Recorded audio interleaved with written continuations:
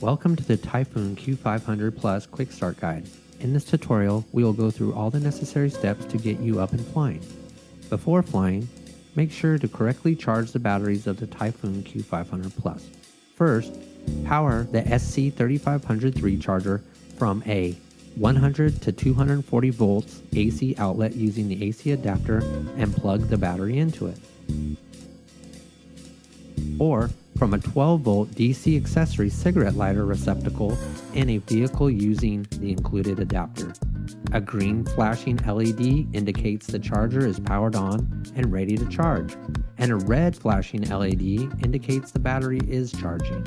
It will take approximately 2 hours to charge a fully discharged battery. While charging the Typhoon Q500 Plus, charge your ST10 Plus personal ground station, connecting it to the micro USB plug supplied and straight to any USB or electric plug adapter. Then we come to the camera preparation. Always remove the cover lock from the Seago 2 Plus by carefully sliding it backwards and place it back to protect it when stored.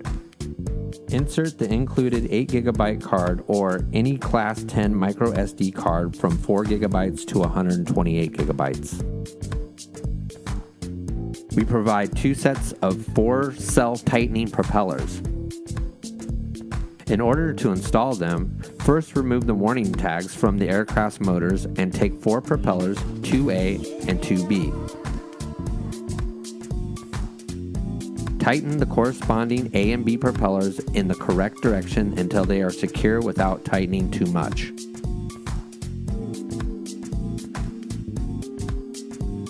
Once the flight is finished, in order to uninstall the propellers, use the tool included to release them easily.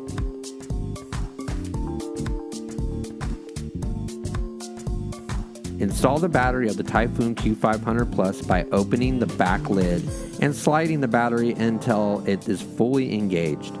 Close the lid and you are ready to fly. Before taking off, make sure the aircraft is in good conditions and you are respecting these safety recommendations.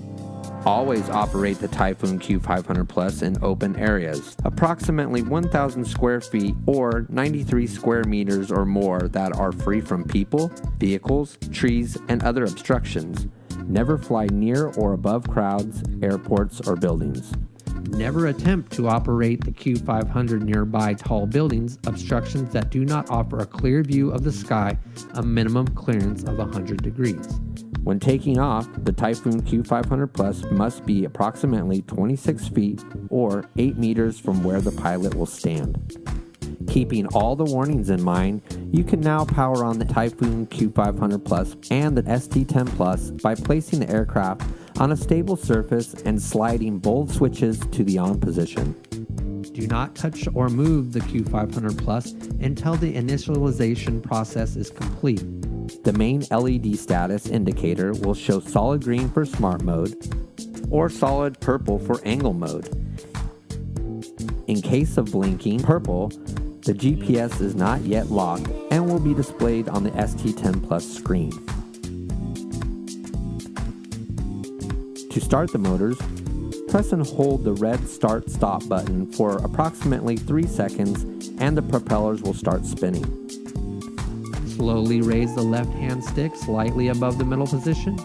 The Q500 Plus will take off and climb slowly. To keep a desired altitude, keep the stick in the center position until the aircraft reaches a hovering flight. The farther away from the middle position in vertical direction, the faster the Typhoon Q500 Plus will climb or descend.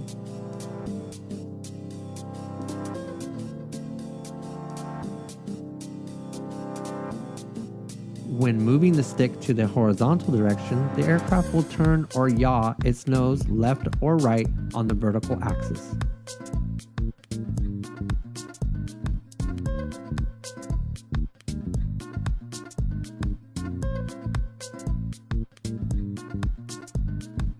There are 2 ways of landing the Typhoon Q500 Plus. The first way is to position the Q500 Plus above the landing area and slowly lower the left-hand stick to the lowest position. The Q500 Plus will descend slowly and land, At this point, press and hold the red start-stop button for approximately 1 second to stop the motors. The second way to land the Q500 Plus is to activate home mode, which will automatically land the aircraft within 13 feet or 4 meters diameter area around the pilot's position. For safety reasons, always land as soon as possible after the first low battery level warning shows on a screen. This warning is displayed at 10.6 volts as a red warning message and intense vibrations. Below 10.2 volts, a second low voltage level warning with constant vibrations and audible alerts will appear, and the aircraft will land automatically as close as possible to the pilot. The proportional control rate slider located on the right-hand side of the ST10 Plus is designed to set the overall climb and descent speed as well as the overall directional speed of the aircraft. The Q500 Plus is programmed with 3 flight modes: Smart, Angle, and Home, and can be easily switched via the flight mode switch. When the main LED status indicator glows solid purple, the Typhoon Q500 Plus is in angle mode.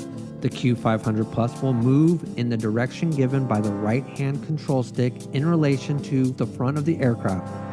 In angle mode, the Q500 Plus will automatically hover and maintain altitude when the right-hand stick is centered.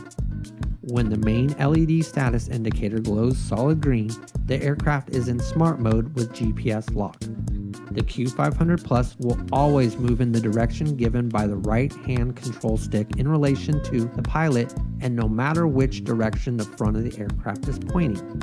When Smart Mode is activated and the system is connected to more than 6 satellites, Active Smart Mode Follow Me mode will auto-enable.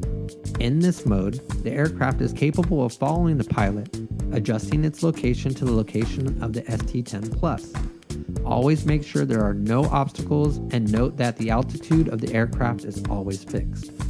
When the main LED status indicator flashes red, Q500 Plus is in home mode. In this mode, the aircraft will fly back in a straight line in the direction of the pilot's current location and automatically land within 13 to 26 feet or 4 to 8 meters of the pilot. Note that the trajectory should be free of obstacles. Control the camera tilt angle with the control slider on the left side of the ST10 Plus up to 90 degrees facing down.